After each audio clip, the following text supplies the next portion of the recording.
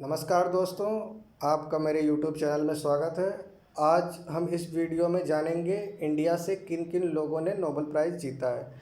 जैसे कि मैंने आपको पिछले वीडियो में बताया कि नोबेल प्राइज़ एक इंटरनेशनल अवार्ड है जो कि हर साल दिया जाता है ऐसे लोगों को जिन्होंने पर्टिकुलर 6 फील्डें हैं, स्पेसिफिक 6 फील्डें हैं कि उनमें बहुत ही अच्छा काम किया हो या ऐसा कोई इन्वेंशन की हो जिससे हमारी जो ह्यूमन लाइफ है उसको इफ़ेक्ट होता हो या उसको एक पॉजिटिव इफ़ेक्ट होता हो जो कि ह्यूमन लाइफ के लिए बेनिफिट करे। ऐसी कोई इन्वेंशन की है उसके लिए ये अवार्ड हर साल दिया जाता है। ये स्वीडन कंट्री में दिया जाता है और ये अल्फ्रेड नोबल जो कि एक साइंटिस्ट थे जिन्होंने डायनामाइट बनाया था, उनके नाम पे ये अवार्ड है।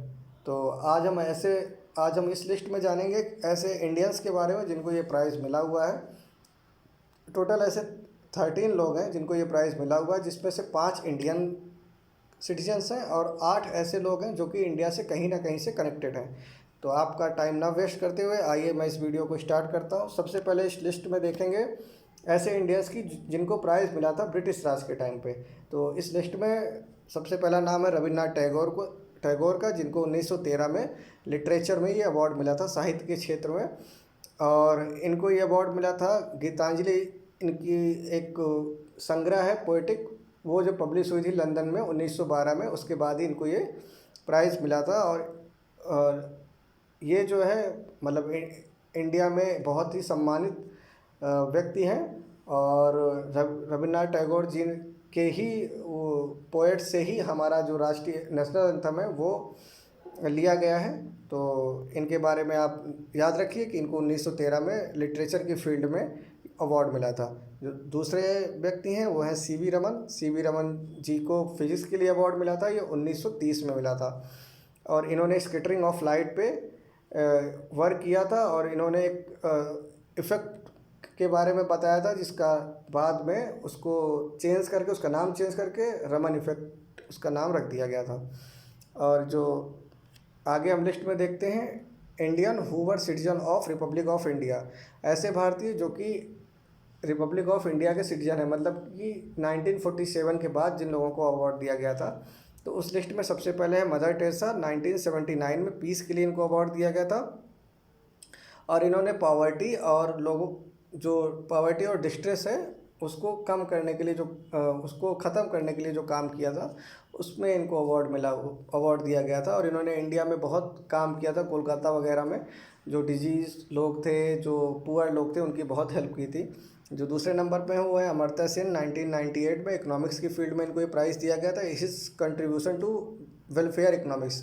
तो ये आप ये टर्म अच्छे से याद रखिएगा, वेलफेयर इकोनॉमिक्स, क्योंकि ये इन्हीं से रिलेटेड है और इस पर क्वेश्चन आता है। मतलब अगर आपको नोबेल प्राइज़ भी नहीं पूछा तो ये टर्म उठा के दे देगा कि वेलफेयर इकोनॉमिक्स से कौन से इकोनॉमिस्ट रिलेटेड है या किस इकोनॉमिस्ट ने इस पर अपना मेजर कंट्रीब्यूशन दिया था। तो ये आप नाम याद रखिएगा, Amartya Sen related to be welfare economics.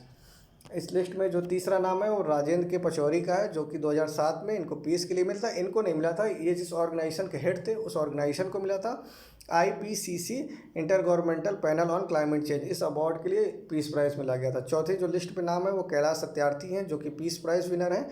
2014 में इनको ये प्राइज़ मिला था और इनके साथ मलाला यूसुफ़ज़ई को भी ये था।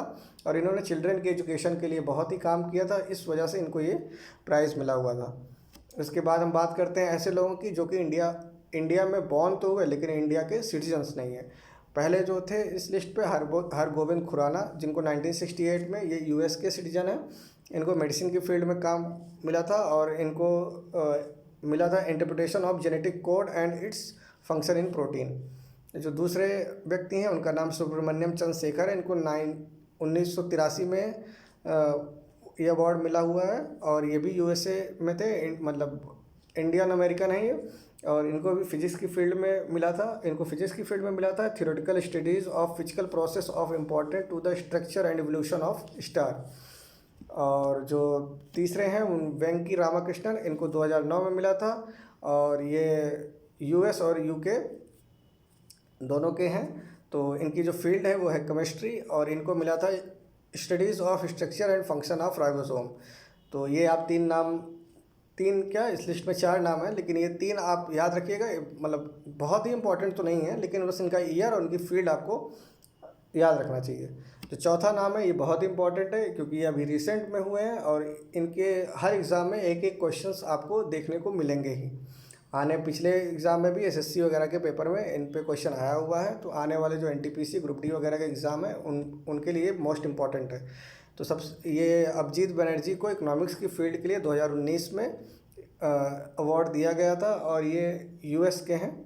तो और इनके साथ मतलब बॉर्न ये कोलकाता में हुए थे, बाद में ये यूएस चले गए, तो इनको ये अवार्ड दिया गया था। और इनका जो टॉपिक था जिनको ये अवार्ड मिला हुआ है, तो experimental approach to elevating global poverty, मतलब इन्होंने एक मॉडल दिया था कि कैसे हम ग्लोबल पॉवर्टी को रिड्यूस कर सकते हैं। तो जैसे मैंने आपको बताया था कि वो नोबेल प्राइज़ ऐसे ही लोगों को दिया जाता है जो कि पॉवर्टी या हंगर या डिजीज़ या वायरस, मतलब ऐसे जो कि ह्यूमन लाइफ को कहीं ना कहीं एक अच्छे तरीके से बेनिफिट करती है, उन्हीं को ये अवार्ड देते हैं। तो इकोनॉमिक्स में भी उन्हीं को चूज़ करते हैं जिन्होंने ऐसी कोई डिस्कवरी की हो या ऐसा कुछ किया हो जिनसे लोगों का फ़ायदा हो। तो ये इन्होंने एक पॉवर्टी लेवल को लोगों को पॉवर्टी से बाहर लाने के लिए एक मॉडल दिया था, इसलिए इनको ये प्राइज़ मिला था। इनको अकेले नहीं मिला था, इनके साथ में 2 लोग और थे। एक इनकी वाइफ थी जिनका नाम है ईस्टर डल्फो, और एक इनके साथी थे माइकल क्रेमर, दोनों यूएसए के हैं। तो ये आप इनका नाम याद रखिएगा। और अब हम ऐसे लोगों की बात करते हैं जो कि इंडिया में उस टाइम इंडिया में थे जब इनको नोबेल प्राइज़ मिला था। तो सबसे पहले इस पे नाम है रोनाल्ड रॉस का, जो कि 1902 में मिला था मेडिसिन की फील्ड में, और ये सिटीजन थे यूके के। दूसरे लिस्ट पे नाम है रुडयार्ड किपलिंग, 1907 का, इनको लिटरेचर की फील्ड में मिला था, ये भी सिटीजन थे यूके के। तीसरे जो हैं दलाई लामा, 1989 में इनको पीस के लिए अवार्ड मिला था।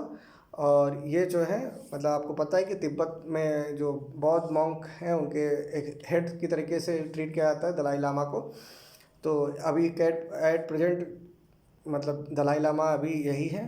तो आप इस लिस्ट को बस खाली याद रखिए, एक तरीके से ये उतनी इम्पोर्टेंट नहीं है जितनी पहले जो मैंने आपको बताया था वो सब थी। तो आप नीचे कमेंट करके बताएं। इस वीडियो में आज हम इतना ही देखेंगे। आप प्लीज़ नीचे कमेंट करके बताइए कि आपको ये वीडियो कैसा लगा। कुछ अगर सजेशंस देने हैं तो आप सजेशंस दे सकते हैं, कैसे मैं इन वीडियो को इम्प्रूव करूं, और किस किस टॉपिक पे ये वीडियोस आपको चाहिए। मतलब अगर आपको डिफरेंट अवार्ड्स पे चाहिए या करंट के कोई ऐसे टॉपिक जिन पे आपको वीडियो चाहिए और मतलब आप देखना चाहते हैं, तो आप मुझे वो टॉपिक मेंशन करें नीचे कमेंट में, तो मैं आपको उस चीज़ पे वीडियो बना के मतलब आपको वीडियो प्रोवाइड करूँगा। Okay, thank you for watching this. Please subscribe, like और comment on this.